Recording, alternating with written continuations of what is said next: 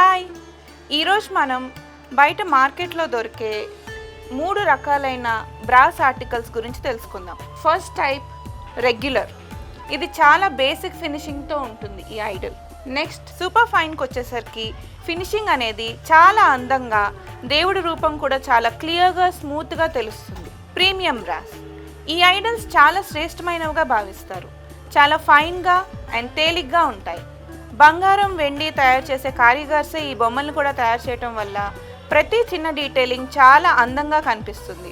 ఇవి తేలిగ్గా ఉండటం వల్ల వేరే దేశాల్లో ఉండేవారు కూడా ఎలాంటి ఇబ్బంది లేకుండా క్యారీ చేయొచ్చు.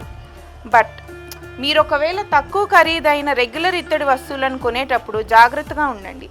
ఎందుకంటే ఈ వస్తువుల్లో కొంతమంది ఇనుము అంటే ఐరన్ని కలిపి తయారు చేస్తూ ఉంటారు. ఇది మీకు అట్రాక్టివ్గా కనిపించవచ్చు, కానీ ఇత్తడి యొక్క అసలు ప్రయోజనాలు ఉండవు. ఇత్తడిని పాజిటివ్ ఎనర్జీగా భావిస్తాం, కానీ ఇనుము కలిస్తే అది నెగిటివ్ ఎనర్జీగా మారుతుంది.